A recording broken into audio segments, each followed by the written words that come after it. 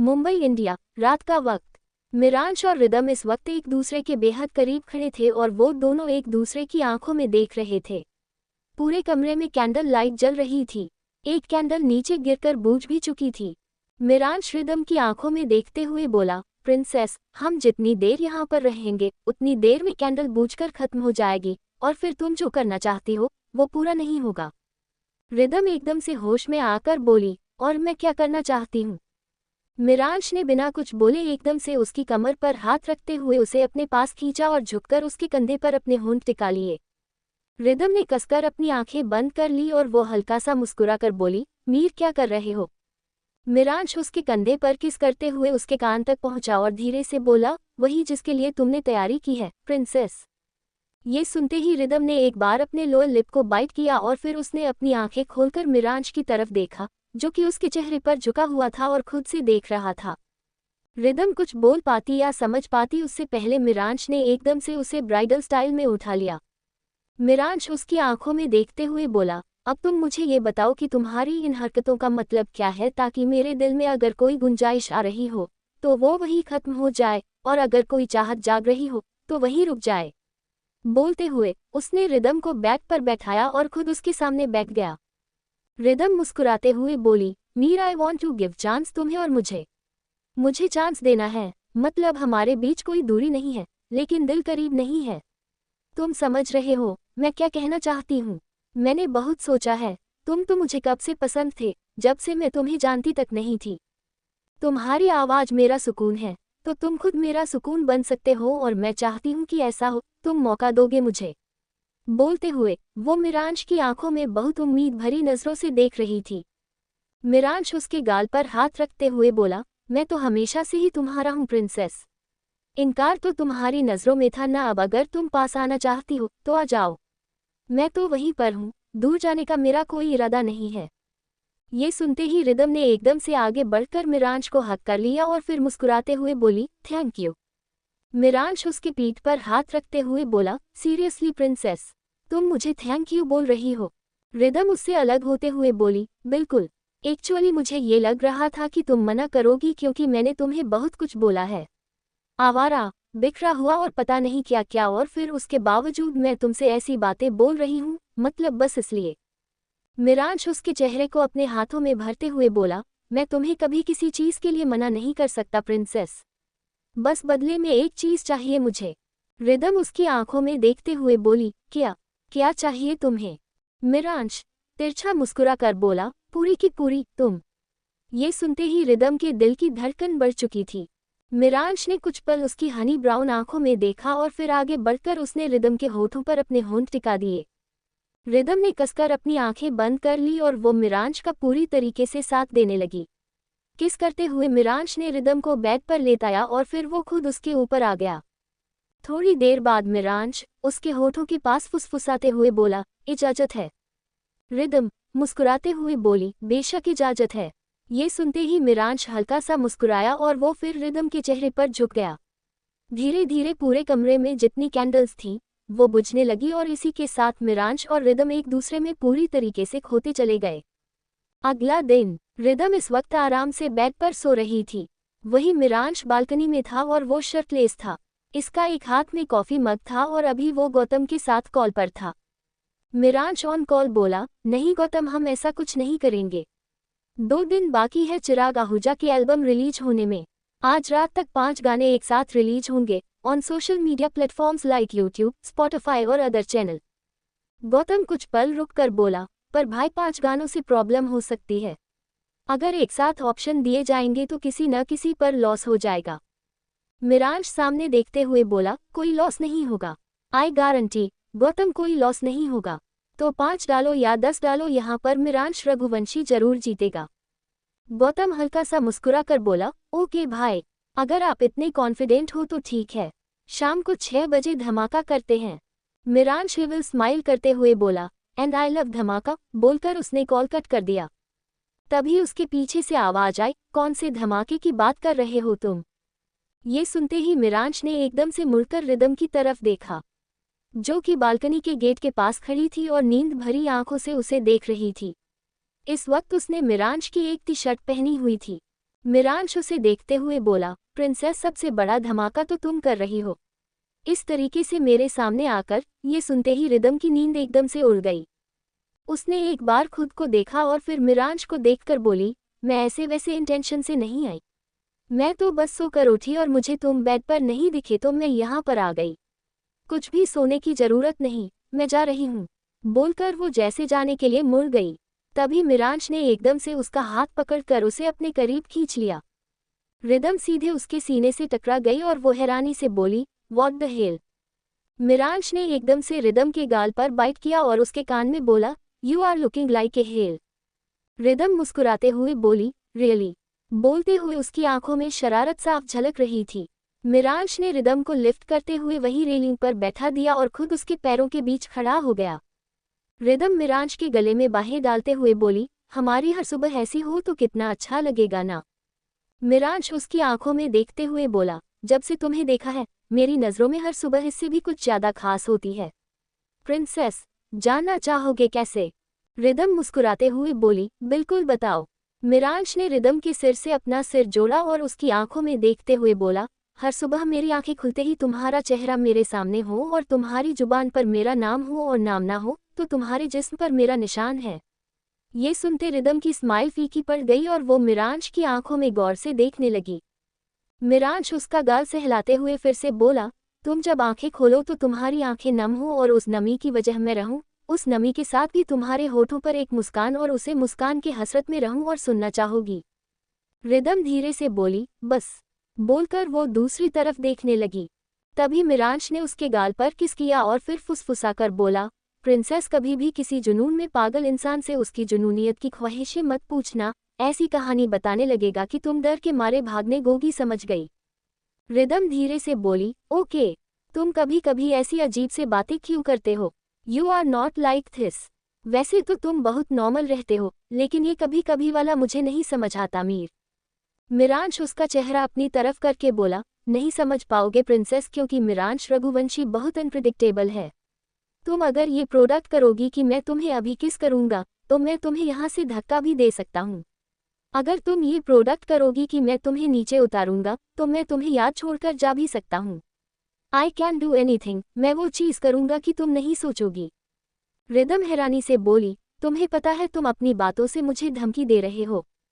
मिरांश ने रिदम को रेलिंग से नीचे उतारा और उसके चेहरे पर झुकते हुए बोला, धमकी नहीं दे रहा प्रिंसेस, बस बता रहा हूँ कि मैं क्या क्या कर सकता हूँ।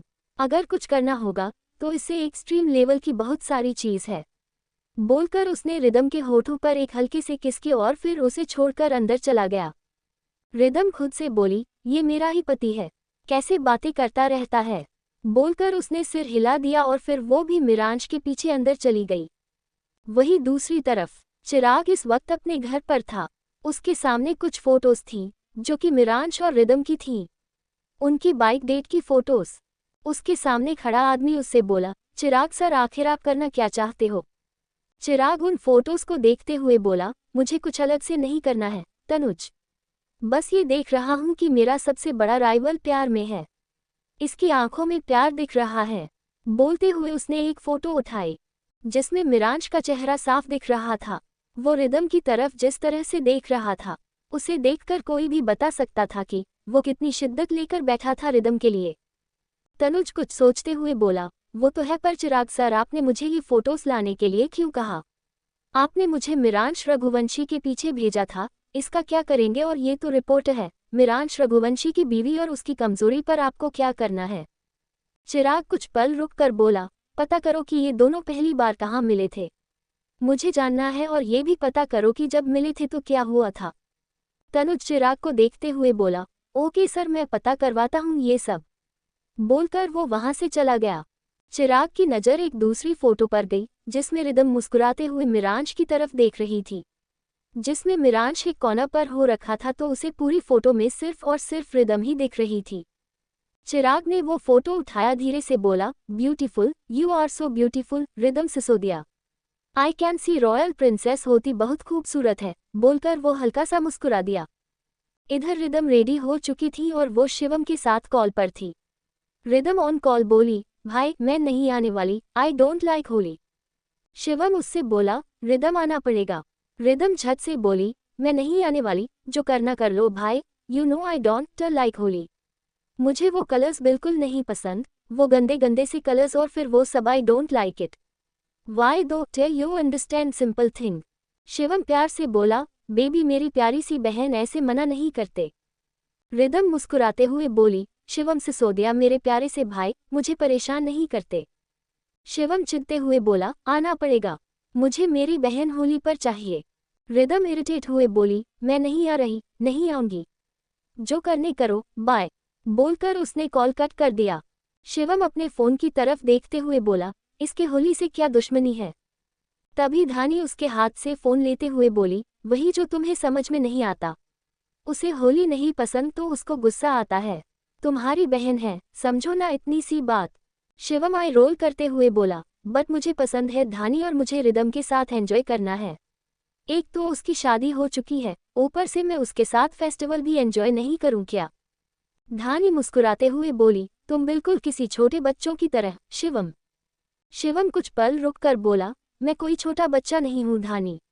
अगर ये लड़की नहीं आएगी ना तो मैं पता नहीं, मुझे नहीं पता। धानी कुछ पल रुक कर बोली, एक आइडिया है मेरे पास। शिवम उसे देखकर बोला, क्या आइडिया। धानी मुस्कुराते हुए बोली, अगर वो यहाँ नहीं आएगी तो तुम उसके पास पहुंच जाओ। ये सुनते ही शिवम ने कुछ पल धानी को देखा और फिर वो अचानक से मुस्कुरा दिया। वही शिवम से कॉल पर बात करने के बाद रिदम तुरंत निकल गई थी। उसे न्यूज़ हाउस पहुंचना था। इस वक्त अपनी गाड़ी में थी और गाड़ी ड्राइव कर रही थी कि तभी उसका फोन बजा। उसने बिना देखे अपना ब्लूटूथ कनेक्ट किया और फिर बोली, yes rhythm Sisodia this side. दूसरी तरफ से अनिरुद्ध बोला, कुछ खास बात करनी है मुझे तुमसे। ये सुनते ही रिदम ने एकदम से ब्रेक लगा दिया। रिदम ने अपनी गाड़ी एक तरफ रोक दी। रिदम ऑन कॉल बोली, मिस्टर राजपूत आपको मेरा नंबर कहाँ से मिला। दूसरी तरफ से अनिरुद्ध बोला, जहाँ से मिला वो मैटर नहीं करता, मैटर ये करता कि मुझे तुमसे बात करनी है। रिदम कुछ पल रुककर बोली, बात। बोलते हुए उसकी आंखों के सामने एकदम से मिरांश का चेहरा आ गया और उसकी नाराजगी आ गई। रिदम झट से बोली, I am sorry mister Rajput, लेकिन मैं आपसे कोई बात नहीं कर सकती। बोलकर वो जैसे ही कॉल कट करने वाली थी, तभी अनिरुद्ध उससे बोला, ये सब कुछ तुम मिरांश की वजह से बोल रही हो ना। रिदम कुछ पल रुककर बोली, ऐसा कुछ भी नहीं है, इट्स जस्ट कि मुझे कोई बात नहीं करनी और आपको क्या बात करनी है, मैं आपको जानती तक नहीं हूँ अच्छे से। अनिरुद्ध गहरी सांस लेकर बोला, रिदम लिसन, आई नो जिस तरीके से मिरांश उसे दिन तुम्हें लेकर गया था, कुछ जरूर हुआ था, मुझे नहीं पता बात क्या है, लेकिन मुझे तुम्हें कुछ बताना है और तुम मुझसे मिल रही हो राइट। रिदम धीरे से बोली, I am sorry mister Rajput, मैं आपसे नहीं मिल सकती। अनिरुद्ध कुछ पल रुककर बोला, रिदम एक आखिरी बार मिल लो, उस दिन तुम मुझसे सच्चाई जानने आई थी, आज मैं तुम्हें खुद सच्चाई बताना चाहता हूँ। तुम्हें आधी बात पता है, पूरी बात जान लो, बेशक से उसके बाद मेरी शक्ल मत देखना, but I want to tell you everything please. Rhythm कुछ पल चुप रही और फिर धीरे से बोली, ओके, कहाँ मिलना है। मैं आपके घर नहीं आ सकती, अगर मीर को पता चला तो फिर गड़बड़ हो जाएगी। अनिरुद्ध कुछ सोचते हुए बोला, तुम रिपोर्टर हो ना, कौन सी न्यूज़ हाउस में हूँ, मैं वहाँ आऊँगा। रिदम गहरी सांस लेकर बोली, मैं आपको एड्रेस मैसेज करती हूँ। बोलकर उसने कॉल कट कर दिया। रिदम ने अनिरुद्ध को न्यूज़ हाउस का एड्रेस मैसेज किया और फिर खुद से बोली, आई जस्ट होप कि मैं जो कर रही हूँ उसका अंजाम गलत ना निकले। थोड़ी देर बाद एकदम ने बबल न्यूज़ है उसके बाहर गाड़ी रोक, वो जैसे ही अंदर गई, एक लड़की उसके पास आकर बोली, रिदम मैडम, आपको शीतल मैडम ने बुलाया है। ये सुनते ही रिदम सीधे शीतल की केबिन की तरफ चली गई। कैबिन में पहुंचते ही वो शीतल को देखकर बोली, मुझे बुलाया। शीतल कुछ पल रुककर बोली, रिदम तुम मिरांश रघुवंशी के वाइफ हो, लेकिन उसके बारे में कोई बड़ी अपडेट क्यों नहीं दे सकती। रिदम सार्कास्टिकली बोली, शीतल मिरांश मेरा हस्बैंड है, मैं उसके साथ उसकी वाइफ के तौर पर हूँ, न्यू रिपोर्टर के तौर पर उसके बारे में कोई न्यूज़ लाकर तुम्हारे सामने सॉल्व कर दूँ। शीतल अपने सर पर हाथ रख कर बोली, सॉरी यार, पर इन सारे न्यूज़ के चक्कर में मेरा दिमाग खराब हो चुका है। मिरांश रघुवंशी की वाइफ मेरे न्यूज़ हाउस में है, फिर भी मुझे ये न्यूज़ मिली कि उसका एल्बम सबसे पहले रिलीज हो रहा था, this is really bad. Rhythm उसके सामने बैठे हुए बोली, रिलैक्स शीतल, लोगों की बातों से फर्क नहीं पाना चाहिए। आई मीन, लोग तो कुछ भी बोलते हैं, और यू नो ना कि मैं प्रोफेशनल और पर्सनल लाइफ बहुत डिफरेंट रखती हूँ, मैं कभी इन दोनों को मिक्स नहीं होने दूंगी और यहाँ मैं तुम्हें डिसअपॉइंट भी करूंगी। शीतल उसे देखकर बोली, it's okay, this is not a disappointment rhythm. I was really frustrated and I am sorry. Okay, तुम जाओ ना, काम कंटिन्यू करो, और अगर तुम्हारा कोई नेक्स्ट इंटरव्यू अलाइन होता है तो मैं तुम्हें इन्फॉर्म करती हूँ। रिदम लका सा मुस्कुरा कर बोली, ओके बोलकर वो खड़ी हो गई और जैसे ही लिए आगे बढ़ी, तभी वो एकदम से शीतल की तरफ मुड़कर बोली, शीतल आज मुझे कोई मिलने आएगा सो मुझे 1 घंटा फ्री मिल सकता है प्लीज। शीतल उसे देखते हुए बोली, ओके एज यू विश। ये सुनते ही रिदम तुरंत वहां से चली गई। वहीं दूसरी तरफ मेलोडी रिकॉर्ड में मिरांश इस वक्त अपने टेबल से टिककर खड़ा था और वो कोल्ड कॉफी पीते हुए अपने लैपटॉप पर कुछ देख रहा था। इस वक्त मिरांश का सारा ध्यान अपने लैपटॉप पर था कि तभी उसका फोन बजा। उसने जैसे ही कॉल पिक किया, दूसरी तरफ से निधि रोते हुए बोली, भाई। ये सुनते ही मिरांश धीरे से बोला, what happen Nidhi, why are you crying. Nidhi रोते हुए बोली, मीर भाई इधर कॉलेज मेरी रैगिंग हो रही है। एक लड़का है, he try to talk me, I mean उसने मुझे नहीं समझ में आ रहा, मैं क्या करूं। उसने सबके सामने किया, सब हंस रहे थे। भाई मुझसे नहीं हो रहा, मैं गर्ल्स वॉशरूम में हूँ, मुझे डर लग रहा है, मैं नहीं जाना चाहती बाहर। निधि की बात सुनते ही मिरांश ने अपने हाथ की मुट्ठी बना ली। उसने जल्दी से अपना लैपटॉप बंद किया और अपना एक मास्क लेकर तुरंत वहां से निकल गया। गौतम, जो इस वक्त बाहर टीम के साथ कुछ डिस्कशन कर रहा था, मिरांश को जाते देखे वो तुरंत उसके पीछे निकल गया। वहीं मिरांश बिना किसी पर ध्यान दिए सीधे अपनी गाड़ी में बैठकर निकल गया और गौतम भी दूसरी गाड़ी में उसके पीछे चला गया। थोड़ी देर बाद मिरांश एक इंजीनियरिंग कॉलेज के बाहर था। उसने अपनी गाड़ी पार्क की और तुरंत कॉलेज के अंदर गया। उसके फेस पर मास्क लगा हुआ था। एक स्टाफ मेंबर से उसने जाकर पूछा, गर्ल्स वॉशरूम किधर है। निधि इस वक्त मिरांश के साथ कॉल पर थी। वह धीरे से बोली, भाई आपा गई मैं बाहर। मिरांश बीच में बोला, जहां हूं वहीं रहो। ये सुनते निधि बिल्कुल चुप हो गई। वह स्टाफ मेंबर बोली, सर राइट साइड में लास्ट। ये सुनते ही मिरांश तुरंत उसे तरफ चला गया। गर्ल्स वॉशरूम के बाहर पहुंचते ही उसने सीधे जाकर गेट खोला और उसकी नजरें अंदर निधि की तरफ से गई, जो कि एक कोने में चुपचाप खड़ी थी। मिरांश ने कॉल कट किया और वो निधि की तरफ बढ़ने लगा। निधि एकदम से रोते हुए मिरांश के सीने से लग गई। मिरांश धीरे से बोला, नाम। निधि रोते हुए बोली, पीयूष। पीयूष नाम है उसका, सीनियर है, फर्स्ट ईयर वालों को हमेशा परेशान करता है। मैं अभी तक बची हुई थी, आज उसने मेरी रैगिंग की। अगर नॉर्मल रैगिंग होती तो मैं हैंडल कर लेती। और मिरांश बीच में बोला, रैगिंग इलीगल है निधि, भूल गई हो तुम। बोलते हुए उसने निधि को खुद से अलग किया और उसके चेहरे को देखने लगा। निधि धीरे से बोली, नहीं भाई वो एक्चुअली मतलब। मिरांश बीच में चिल्लाकर बोला, इलीगल थिंग्स को अपनी आंखों के सामने होते हुए तुम देख रही थी और इतने टाइम से चुप थी। ये सुनते ही निधि ने कसकर अपनी आंखें बंद कर ली। तभी एक आवाज आई, क्या हुआ। ये सुनते ही निधि ने एकदम से गौतम को देखा और वो धीरे से बोली, तुम यहाँ पर। मिरांश निधि की तरफ देखते हुए बेहद सर्द आवाज में बोला, गौतम हैंडल करो इसे। बोलकर उसने निधि को गौतम की तरफ हल्का सा पुश किया और फिर बाहर चला गया। गौतम निधि का हाथ पकड़कर बोला, व्हाट हैपन, ऐसे क्यों रो रही हो तुम। निधि ने सारी बातें गौतम को बता दी। गौतम धीरे से बोला, मीर भाई यहाँ पर कुछ करेंगे, सारी बात फैल जाएगी और उसकी तो उसे नहीं छोड़ेंगे। तभी निधि उसका हाथ पकड़कर बोली, गौतम मीर भाई की इमेज पर बात आ जाएगी। मैं पागल हूँ, मुझे उन्हें नहीं बताना चाहिए था। गौतम उसे देखकर बोला, तो यहाँ पर खड़ी होकर रोना चाहिए था। जस्ट रिलैक्स, ओके, कुछ नहीं हुआ है। गौतम की बात सुन निधि बिल्कुल चुप होगी, लेकिन उसे टेंशन हो रही थी। वही मिरांश गर्ल्स वॉशरूम से बाहर निकालकर सीधे कॉरिडोर से होते हुए उसे एरिया में गया जहां पर इस कॉलेज की सीनियर से रहते थे। उसे इस कॉलेज के बारे में अच्छे से पता था, तभी उसने निधि का एडमिशन यहां पर कराया था। लेकिन रैगिंग ये चीज बंद हो चुकी थी और अब फिर से हो रही थी। सीनियर्स की कैंटीन में पहुंचते ही मिरांश तेज आवाज में बोला, पीयूष कौन है यहाँ पर। सबकी नज़र मिरांश की तरफ चली गई। उसने अभी भी अपने फेस पर मास्क लगा रखा था। तभी एक लड़का खड़ा होकर बोला, तू कौन है बे। और मैं हूँ पीयूष, कोई काम। मिरांश की नज़र एकदम से उस लड़के की तरफ चल गया। उसने गौर से उसे लड़के को ऊपर से नीचे तक देखा और फिर धीरे से बोला, खराब किस्मत लेकर पैदा हुआ है तू।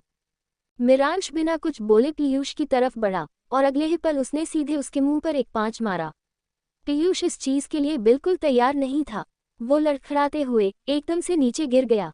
सभी लोग हैरानी से ये सीन देखने लगे थे, क्योंकि पीयूष कॉलेज का सबसे सीनियर था, फेमस भी था, एक वेल्दी फैमिली से आता था और आज उसे किसी ने पहली बार मारा था। पीयूष कुछ समझ पाता उससे पहले ही मिरांश ने उसका कॉलर पकड़कर उसे खड़ा किया और उसे घूरते हुए बोला, बहुत शौक की लड़की को छेड़ने का, उसे छूने का, सबके सामने रैगिंग के नाम पर हैरस करने का। चल आज तुझे अच्छे से बताता हूँ कि हैरेसमेंट का अंजाम क्या होता है। बोलकर उसने एकदम से पीयूष के पेट पर एक लात मारी। पीयूष ने अपने पेट पर हाथ रखा और वो जोर से चीखा। मिरांश सार्कास्टिकली बोला, क्या हुआ, इतने में हालत खराब हो गई। 2 बार मारा तुझे और तेरी चीज निकलने लगी, और तूने सबके सामने मेरी बहन को छूकर उसकी इंसल्ट करने की कोशिश की। उसका हिसाब क्या है? पीयूष धीरे से बोला, निधि। मिरांश एकदम से चिल्लाकर बोला, नाम मत लेना अपनी जुबान से मेरी बहन का। कॉलेज में पढ़ता है, माँ बाप की खा रहे हैं और उसके बाद में लड़कियों की इज्जत पर भी हाथ डाल रहा है। Bloody bustard. बोलकर मिरांश ने फिर से पीयूष के मुंह पर एक पांच मारा। पीयूष एकदम से नीचे गिर गया। अब वहां पर सभी ने रिकॉर्डिंग शुरू कर दी थी। कोई भी पीयूष को बचाने के लिए आगे नहीं आ रहा था। तभी गौतम वहां पर निधि को लेकर आ चुका था। मिरांश ने जैसे उन दोनों को देखा, वो चिल्लाकर बोला, व्हाट द हेल? क्या कहा था मैंने गौतम? गर्ल्स वॉशरूम में रुकने के लिए बोला था ना। गौतम कुछ बोलत कि तभी पीयूष एकदम से खड़ा हुआ। वो जैसे ही मिरांश की तरफ मारने के लिए आगे बढ़ा, मिरांश ने उसका हाथ पकड़ लिया। उसकी नज़र अभी भी गौतम और निधि की तरफ हुई थी। मिरांश को इतने गुस्से में देखते हुए निधि ने गौतम का हाथ पकड़ा और उसके पीछे छुपाने लगी। मिरांश की नज़र गौतम की तरफ गई और वो धीरे से बोला, 1-2 बार में तुझे समझ में नहीं आता है, अच्छे से मार खानी है तो ठीक है, चल तेरी सारी सीनियर गिरी यही निकलता हूँ मैं। बोलते हुए उसने अपनी नज़र चारों तरफ घुमाई। तभी उसकी नज़र एक कांच की बोतल पर गई, जो कि एक कोल्ड ड्रिंक की बोतल थी। उसने वो बोतल उठाई और सीधे पीयूष की पीठ पर दे मारी। पीयूष एकदम से घुटनों के बाल नीचे गिर गया। पीयूष जल्दी से बोला, आई एम सॉरी सर, मुझे नहीं पता था आपकी बहन है, रियली सॉरी। मैं इसे कभी देखूंगा भी नहीं, प्लीज सर। मिरांश अपनी भौहें चढ़ाते हुए बोला, बड़ी जल्दी अकल आ गई, तमीज से सॉरी बोल। पीयूष अपने हाथ जोड़ते हुए बोला, really sorry sir, please. I am really sorry. बोलते हुए वो सेमी नजरों से मिरांश की तरफ देख रहा था। मिरांश ने एकदम से पीयूष के बालों को मुट्ठी में भरते हुए उसे खींचते हुए निधि के पास ले गया। उसने एकदम से पीयूष को निधि के पैरों के पास छोड़ और उसे देखकर बोला, माफी मांग। पीयूष निधि को देखते हुए बोला, सॉरी निधि, आई प्रॉमिस मैं तुम्हें कभी परेशान नहीं करूंगा। I am really really sorry. Nidhi ने बिना कुछ बोले गौतम को देखा और वो और पीछे हट गई। मिरांश ने पीयूष के बालों को मुट्ठी में भरते हुए उसे फिर से खड़ा किया और उसे घूरते हुए बोला, सिर्फ निधि ही नहीं, किसी भी लड़की को रैगिंग के नाम पर अगर तूने हैरस करने की कोशिश की तो तेरा खानदान भी रोड पर होगा और तू भीख मांगता फिर रहा होगा। ये वादा है मेरा, याद रखना। इतना बोलकर मिरांश ने झटके से पीयूष को छोड़ा और फिर वो निधि का हाथ पकड़कर उसे खींचते हुए वहां से लेकर निकल गया। गौतम ने एक बार पीयूष को देखा और अगले ही पल उसने एक बोतल उठाकर पीयूष की तरफ फेंकी और उसे घूरते हुए बोला, अकल आ जानी चाहिए अब। बोलकर वो वहां से चला गया। कॉलेज के बाहर पार्किंग में पहुंचते ही मिरांश ने एकदम से निधि का हाथ छोड़ा और उसे देखते हुए बोला, अगली बार अगर कहीं भी रैगिंग दिखी तो सीधे कंप्लेंट जानी चाहिए। मिरांश रघुवंशी की बहन ऐसी डरी सहमी नहीं रहेगी, जहां गलत होगा वहां मुंह खुलना चाहिए और अगर नहीं खुला तो पनिशमेंट मिलेगी। निधि धीरे से बोली, सॉरी भाई। बोलकर उसने अपना सर झुका लिया। तभी गौतम वहां आकर बोला, थैंक गॉड मीर भाई, आपने अपना चेहरा किसी को नहीं दिखाई। मिरांश बिना किसी भाव के बोल, गुस्से में अकल खोने का काम मेरा नहीं है। तुम इसका मूड ठीक करने के लिए इसे कहीं लेकर जाओ। जब ये घर वापस आए तो मुझे उसके फेस पर स्माइल चाहिए। बोलकर मिरांश अपनी गाड़ी में बैठा और तुरंत वहां से निकल गया। वही द बबल न्यूज हाउस में अनिरुद्ध और रिदम एक दूसरे के आमने सामने बैठे हुए थे। पिछली बार की तरह रिदम इस बार कुछ बोल नहीं रही थी। उसके दिमाग में सिर्फ एक ही चीज चल रही थी कि अगर मिरांश को पता चल गया तो वो उससे फिर से नाराज हुआ तो क्या होगा। अनिरुद्ध रिदम को देखते हुए बोला, पिछली बार मैंने तुम्हें आधा सच बताया था, पूरा सच भी सुन लो। जानना चाहोगी ना कि आखिर पूरी बात क्या है? रिदम गहरी सांस लेकर बोली, बोलिए, सुन रही हूं मैं। अनिरुद्ध उसे देखते हुए बोला, मीनल के मिसकैरेज के बाद उसकी मेंटली सिचुएशन पर बहुत बड़ा फर्क पड़ा था। मानवी इस वक्त इंडिया वापस आई थी, क्योंकि मेरी शादी का टाइम था, और जब वो आई, ये बात सुशांत को भी पता चल गई थी। और सुशांत सीधे मानवी से मिलने गया। सुशांत को मीनल की खुशी चाहिए थी, बच्चा चाहिए था। अभिराज रघुवंशी खानदान के सबसे बड़े इंसान वो सरोगेसी के सख्त खिलाफ थे और उन्हें खानदान का बच्चा रॉयल फैमिली से ही चाहिए था, तो बची थी सिर्फ मानवी। रिदम धीरे से बोली, अंकल आप वही बोलने वाले हो जो मैं सोच रही हूँ। अनिरुद्ध गहरी सांस लेकर बोला, अफसोस तुम सही सोच रही हो। सुशांत और मानवी का बच्चा मिरांश है, कोई सरोगेसी कुछ भी नहीं, सिर्फ फिजिकल इंटरेक्शन के थ्रू, और इसके लिए मानवी ने एक कॉन्ट्रैक्ट बनवाया था। रिदम बेचैनी से बोली, कैसा कॉन्ट्रैक्ट? क्या था आखिर वो कॉन्ट्रैक्ट? जानने के लिए पढ़ते रहिए।